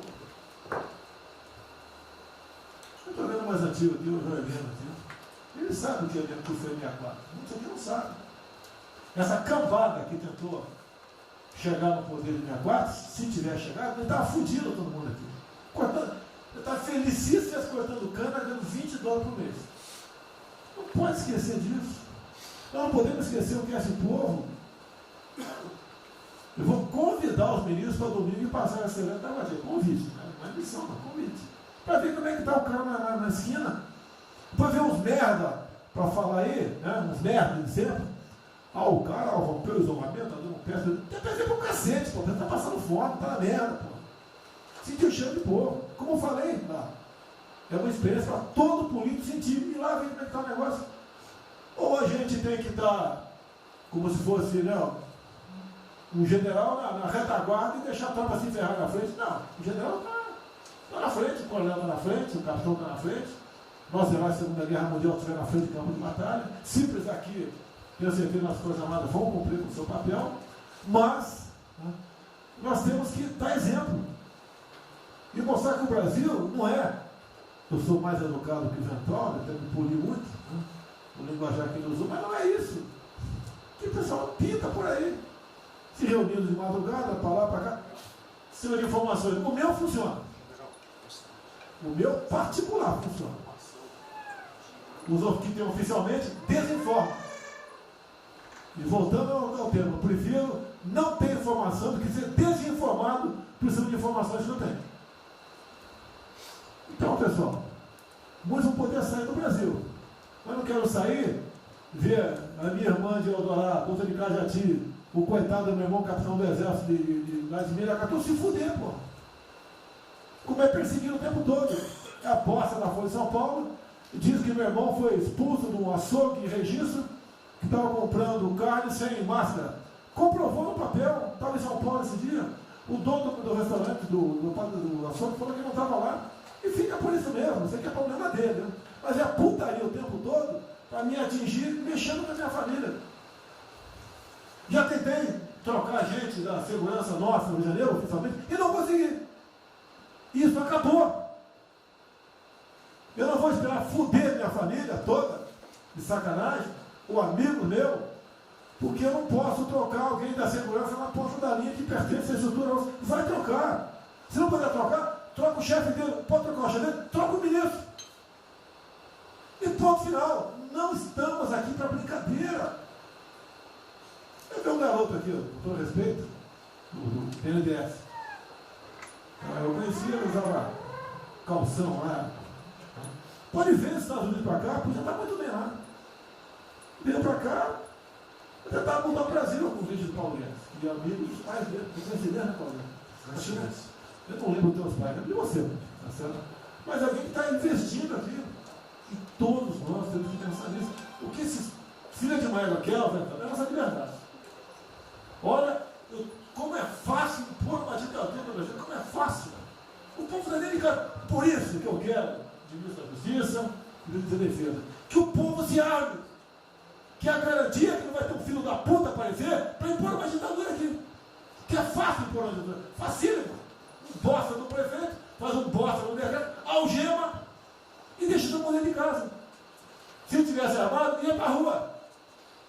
E se eu fosse ditador, né, eu queria desarmar a população. Como todos fizeram no passado, quando queriam, antes de impor a sua respectiva ditadura. Aí, que a demonstração nossa, eu peço ao Fernando e ao Moro, que por favor assine essa portaria hoje, que eu quero dar um puta do recado para esses bosta. Por que eu estou armando o povo? Porque eu não quero uma ditadura. E não dá para segurar mais. Não dá para segurar mais. Quem não aceitar as minhas bandeiras, Damares, família, Deus, Brasil, armamento, liberdade de expressão, livre mercado, quem não aceitar isso está no governo errado. Espere para 22, né, o Silvio Dias, espere o Alckmin, espere o Haddad, ou talvez o Lula, né? E vai ser feliz com eles, pô. No meu governo está errado. É escancarar a questão do armamento aqui. Eu quero todo mundo armado. Que o povo armado jamais será escravizado. E que cada um faça, exerça o teu papel, se exponha. Aqui eu já falei. Pede o ministério quem for elogiado, pela Folha e pelo Globo. Pelo antagonista. Tá? Então tem certos blogs que só tem notícia boa de ministro. Não sei como. O presidente é uma porrada, o ministro é elogiado. A gente vê por aí, o governo, o Ministério do Bem, apesar do presidente. É pra puta que eu pariu, porra. Eu disse, cadê o time, porra? Trocamos o time, espero trocar mais ninguém, espero. Mas nós temos que, na linha do Van Trop, de forma mais educada um pouquinho, se preocupar com isso. Que os caras querem é a nossa hemorroida, é a nossa liberdade. Isso é uma verdade. O que esses caras fizeram com o vírus, esse bosta desse governador de São Paulo, esse estrume do Rio de Janeiro, entre outros, é exatamente isso. Aproveitaram o vírus, está um bosta do prefeito lá de Manaus agora, abrindo cobras coletivas. Um bosta, que quem não conhece a história dele, procura conhecer, que eu conheci dentro da Câmara aqui do meu lado. E nós sabemos que a ideologia dele e o que ele prega. E que ele sempre foi. O que está aproveitando agora, um clima desse, para levar o terror no Brasil. Então, pessoal, por favor, se preocupem que é mais importante que a vida de cada um de vocês, que é a sua liberdade. Se não me preso, não vale porra nenhuma. Bom, presidente, esses valores, esses princípios, e o alerta do Grande é válido também, como sua evocação, é que realmente nós estamos todos aqui por esses valores. Estamos aqui por esses valores. Nós não podemos esquecer disso. Nós podemos conversar com todo mundo aqui, porque é o establishment, porque nós precisamos dele para provar coisas, mas nós sabemos que nós somos diferentes. Nós temos noção que nós somos diferentes deles. E quando eles cruzam a linha, a gente solta a mão e sai andando sozinho. Enquanto eles estiverem no trilho conosco, no caminho, fazendo as reformas que nós prometemos, nós estamos juntos. Mas o cara soltou a mão, passou para o lado de lá, deixa o cara sozinho, a gente continua sozinho, vai procurar outra conversa, em outro lugar. Então, eu acho que manter essa ideia que nos trouxe aqui, e eu tenho dito isso em todo lugar, e lá fora, eu converso, semana passada, conversei com os ministros da Fazenda de G20, conversei com os ministros também de Economia dos BRICS, E a mensagem que eu levo é sempre a mesma: o Brasil vai surpreender o mundo. Vocês duvidaram da nossa democracia, duvidaram do nosso presidente é democrático e vai fazer as mudanças. E aprovamos a reforma da Previdência ano passado, enquanto os franceses fizeram passeadas com outra reforma da Previdência. Agora, não é uma coisa, por exemplo, nós vamos continuar aprofundando as reformas, nós vamos seguir. Eu conheço todas as histórias de reconstrução por profissão, obrigado a estudar isso, a reconstrução da Alemanha, na Segunda Guerra, a Primeira Guerra com Chaves, a Segunda Guerra com Ludwig Erhard, a reconstrução da economia do Chile com os caras de Chicago, o caso da fusão das duas Alemanhas. Eu conheço profundamente, no detalhe, não é de ouvir falar, de ler 8 livros sobre cada reconstrução dessa. Então, eu li James 3 vezes no original antes de eu chegar a Chicago. Então, não tem blues, não tem dó, não tem blá blá blá. Tem estudos sobre todas as ocasiões. E nós vemos uma demonstração disso quando nós estamos indo numa direção norte, com as reformas estruturantes, e de repente, em 3 semanas e meia, nós fomos para o sul. Nós fomos elogiados hoje lá fora, semana passada, todo mundo elogiando, fazendo referência, que o Brasil está à frente de todos os emergentes, e Paris passou ali, só está atrás um pouquinho dos Estados Unidos. Os Estados Unidos está naquele caso, que é o cara que tem a moeda forte, ele tinha 1 trilhão para cada problema que eles têm e ninguém reclama. Fizemos vários programas antes dos alemães, vários programas antes dos ingleses, vários programas, de todo tipo. Então, se não existe algo aqui, é dogma. Existe capacidade de trabalho com um grupo extraordinário que tem. Então, nós atacamos em todas as direções. Primeiro, o campus foi lá e reduziu os compulsórios em 200 milhões. Logo depois, nós não tínhamos espaço constitucional, fizemos antecipações de benefícios e diferimento de impostos, porque não tinha espaço constitucional. Logo depois, tivemos espaço pelo Supremo e pelo Congresso. Entramos nas constitucionais, gastamos 300 e poucos bilhões, que não é muito. Teve ideia, o último déficit do governo Temer foi 160. Nós gastamos 300. Não gastamos tanto assim, mas atingimos 50 milhões de brasileiros, como diz lá o Pedro. 70 milhões de brasileiros. Lançando essa camada para os mais frágeis, pegamos os idosos, pegamos as empresas, microcrédito, depois de 0 a 360 mil, depois de 360 até 10 milhões. Montamos um comitê de bancos, estamos lá com o Montezano agora fazendo justamente a reestruturação. Não vai ter molezinha para a empresa aérea, para nada disso. É dinheiro que nós vamos botar usando a melhor tecnologia financeira lá de fora. Nós vamos botar dinheiro, vai dar certo, nós vamos ganhar dinheiro. Nós vamos ganhar dinheiro, usando recursos públicos, para salvar grandes companhias. Agora nós vamos perder dinheiro salvando empresas pequenininhas. Então nós estamos fazendo tudo by the book direitinho. Na conversa com os ministros da Fazenda lá de fora, eu disse que nós estamos com um déficit extraordinariamente alto esse ano, da mesma forma que eles, está todo mundo na mesma direção, só que nós caímos no chão, com uma confusão, tiro, porrada e bomba, mas nós não perdemos a busca. A gente cai, levanta e sabe para onde nós temos que ir. Nós não vamos perder a busca. Nós sabemos dos valores, sabemos dos princípios, sabemos o que nós estamos defendendo. Estamos defendendo liberdade, liberdade econômica, liberdade política. Nós sabemos o que nós estamos defendendo. E estamos agora, no meio dessa confusão, derrubando a última torre do inimigo. Uma coisa é que nós vamos fazer a reconstrução e a nossa transformação econômica. A outra coisa são as torres do inimigo que a gente tinha que derrubar. Uma era excesso de gasto com a Previdência, derrubamos assim quebrando. A segunda torre era os juros estão descendo e vão descer mais ainda. O Campos tem o mapa já, estamos descendo.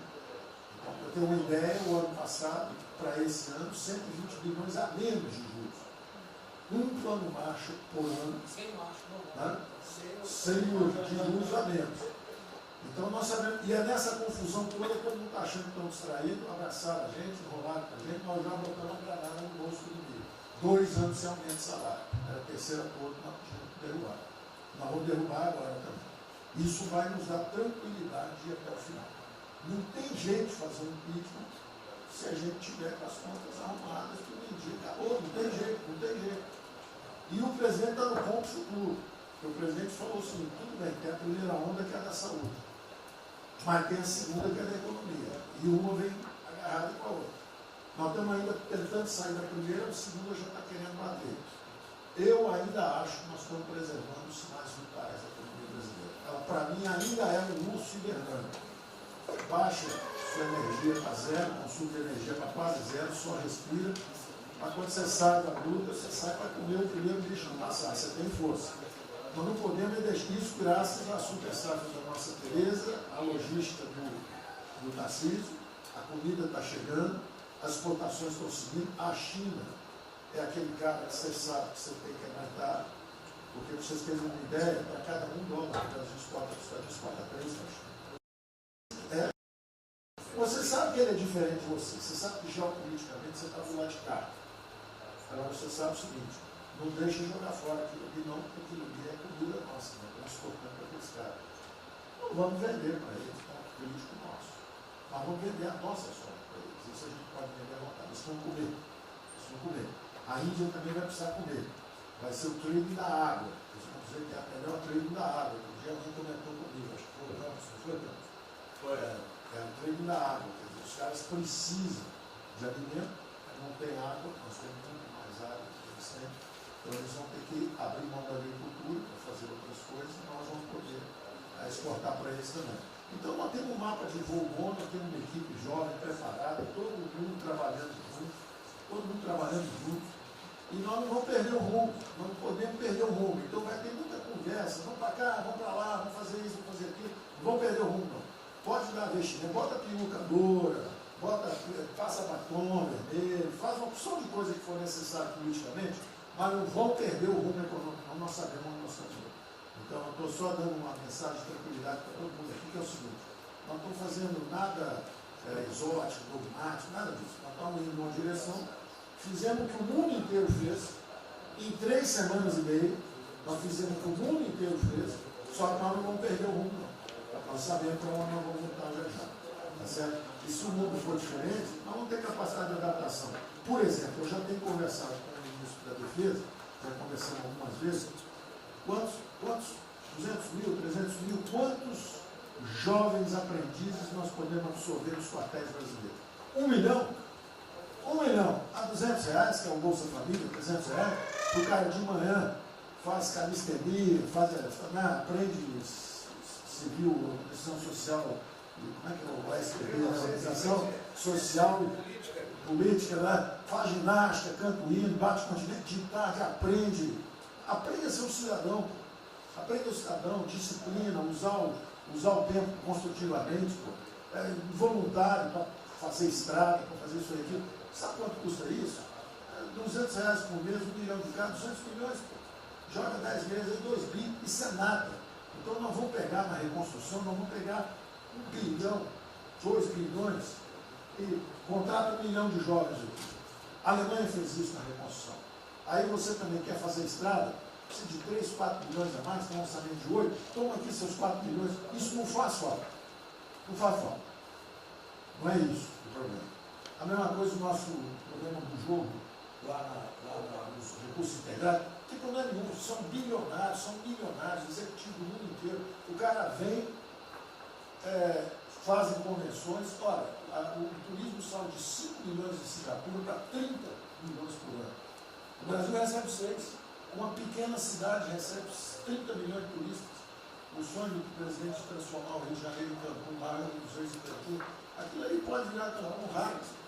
Entendeu? A mesma coisa a Espanha. Espanha recebe 30, 40 milhões de turistas. Isso é uma cidade da Ásia. Macau recebe 26 milhões hoje na China. Só por causa desse negócio. É um centro de negócio. É só maior de idade. O cara entra, deixa a grana lá, que ele ganhou anteontem, ele deixa aquilo lá, bebe, sai feliz da vida. Aquilo ali não atrapalha ninguém. Aquilo não atrapalha ninguém. Deixa cada um se fuder. O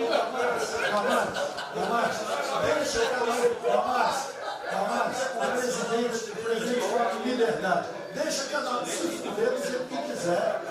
Principalmente se o cara é maior, vacinado e bilionário. Deixa o cara se fuder. Lá não entra nenhum brasileirinho. Não entra nenhum brasileirinho desprotegido. Se a CGU tiver controle grave é a saída do dinheiro. Isso, então vamos lá. Se não tiver como lavar dinheiro sujo. Então, só para terminar as observações também finais ali, o Campos falou duas coisas também interessantes. Então, o Campos falou duas coisas interessantes ali. Uma é o seguinte, o estrangeiro para vir fazer um investimento, eu recebi um embaixador, já reportei isso para o presidente, eu recebi um embaixador dos Estados Unidos e ele veio conversar conosco. E a mensagem maior dele era uma só. Assim, ó, nós queremos um bom ambiente de negócio. Nós vamos colocar centenas de bilhões de dólares. O mundo inteiro quer investir no Brasil. Agora nós precisamos de um bom ambiente de negócio. Simplificação de impostos, segurança jurídica, coisa desse tipo. Né? Então, o secretário do Comércio americano, que é o Wilbur Ross, o cara me disse o seguinte, eu só tenho um conselho para vocês.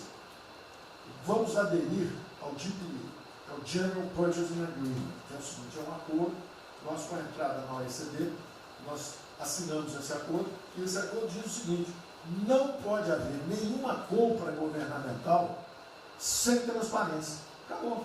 Então não basta a gente fazer isso, quer dizer, não vai fazer concorrência para concessão, privatização, então nós já estamos na pista certa, já estamos indo na direção certa. Só uma informação sobre isso aí, eu fiz uma reunião com o pessoal da CDE essa semana, agora foi semana passada, falando do nosso interesse, eles falaram que já nos consideram da CDE. Sim. Tá? Então, os ministérios, estou falando isso porque vários ministérios têm uma pauta a cumprir. Vamos continuar nisso porque vamos dizer, a impressão foi excepcional. Só um dado aqui da CDE, rapidamente da OCDE, não, o embaixador disse isso, o embaixador disse, nós não podemos perder a oportunidade do presidente está tão próximo aqui. Os nossos dois presidentes estão próximos. Nós não podemos perder essa oportunidade. O presidente da OCDE disse que realmente os Estados Unidos, que eram, vamos dizer assim, tinham uma certa objeção, agora já está favorável. Ministro, é só um dado, a OCDE, 90% dos países que hoje integram a OCDE já contam com os resorts integrados. Os outros 10% são muçulmanos. 88% tem um ensino domiciliar. Então a gente vai entrar com a MP hoje lá, tá? Vamos escolher. Vamos escolher. Pronto, obrigada.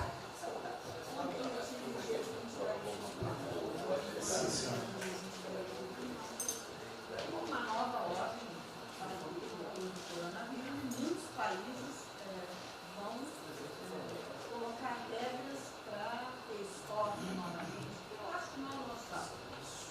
Nós temos que ter acesso ao mercado, mas nós precisamos incentivar o trigo. É o único produto que o Brasil não é autossuficiente. O resto, se amanhã quiser fechar, temos 2 milhões. Nós temos 2 milhões, certamente. Mas nós temos 2 milhões de hectares na linha Mato-Piba, prontos, inclusive com a Embrapa, com variedades super produtivas para poder investir lá. Precisa de dinheiro. Uma última coisa. O dinheiro que volta, financiamento. Nós precisamos rebaixar os juros. A agricultura não aguenta 9% de juros, é muito alto. Não fala nada, não. O Banco do Brasil não está tudo em cobra. O Banco do Brasil não está tudo em cobra, porque não é privado nem público. Então, se for apertar o Rubem, coitado, ele é super liberal. Mas se apertar ele e falar, bota o juro baixo, eu não posso, senão os privados, meus minoritários me apertam. Aí você vai falar assim, bota o juro alto, eu não posso, porque senão o governo me aperta. O Banco do Brasil é um caso pronto de privatização. É um caso pronto, e a gente não está dando espaço. O senhor já notou que o BNDES e a Caixa, que são nossos públicos, a gente faz o que a gente quer. Mas o Brasil não consegue fazer nada, e tem um liberal lá. Então tem que vender essa porra logo. Apesar de todo o aumento de risco que passou a haver no sistema bancário, o Banco do Brasil está expandindo bastante seus empréstimos e a agricultura, a ministra Tereza Cristina testemunha aqui de que o apoio está sendo muito grande e nós estamos numa situação confortável, ministro, porque, primeiro porque em termos de liquidez, o público vê o Banco do Brasil como um porto seguro. Então, nós não estamos tendo problemas que outros bancos estão tendo, de preocupação com a liquidez do banco, com a rigidez do banco. E na nossa formação de resultado, as pessoas físicas não têm um papel preponderante dentro do Banco do Brasil. E nós temos a felicidade, nesse momento, de contar com folhas de pagamento de empresas públicas, das Forças Armadas, né, que, em termos relativos, estão numa situação mais segura do cidadão comum, que não participa de empresas públicas. Mas só confesse o seu sonho. Confesse o sonho. Confesse o seu sonho. Em relação à privatização... Foi 23 a confessa, agora. Em relação à privatização, eu acho que fica claro que com o BNDES cuidando do desenvolvimento, com a Caixa cuidando da área social, o Banco do Brasil estaria pronto para um programa de privatização. Né? Mas isso a gente pode fazer. Só se discute, só se fala isso em 23. A gente pode fazer um dia um seminário aí, que possa escrever aí. Porque o Banco do Brasil, no passado, teve muitos privilégios pelo fato de ser público. Né? As folhas de pagamento vinham naturalmente do Banco do Brasil para a Caixa. A administração dos depósitos judiciais eram sempre do Banco do Brasil e da Caixa. Hoje isso tudo é processo de concorrência. Nós temos que pagar muito caro por esses antigos privilégios que não são mais privilégios. E fica só o lado ruim de ser estatal, pesando no Banco do Brasil. Porque a gente não tem a mesma facilidade de contratação, a gente não tem a mesma facilidade de demissão de maus funcionários e vai por diante. Quer dizer, tudo tem que submeter ao governo, ao Tribunal de Contas cavando tudo. Né? O Tribunal de Contas, hoje em dia, é uma usina de terror. Se a gente faz alguma coisa, está arriscado dentro da cadeia. Se não faz, é processado por inação. Você não tomou as providências que tinha que ter tomado. Virou um terror isso. Se ficar o bicho quebra, se correr o bicho come. Agora, se me permite, eu queria fazer uma observação rápida sobre a área de medicina. Eu acompanho os números diariamente. Eu vejo que os óbitos, eles chegaram diários, passaram de 200 durante alguns dias, 4, 5 dias, mais de 200 pessoas sendo mortas. De uns 4, 5 dias para cá, esses óbitos caíram bastante, já não chegam mais na casa dos 200. A minha sensação, de quem não é especialista no negócio, mas que observa os números, é que o tal do pico, o tal famoso pico, que gerava tantas preocupações, a minha sensação é que esse pico já passou. Né? Agora... É que o senhor não viu o número que nós mostramos assim agora, mas isso é outra história. Senhores, sem querer cortar, muito obrigado a todos, porque senão não teria.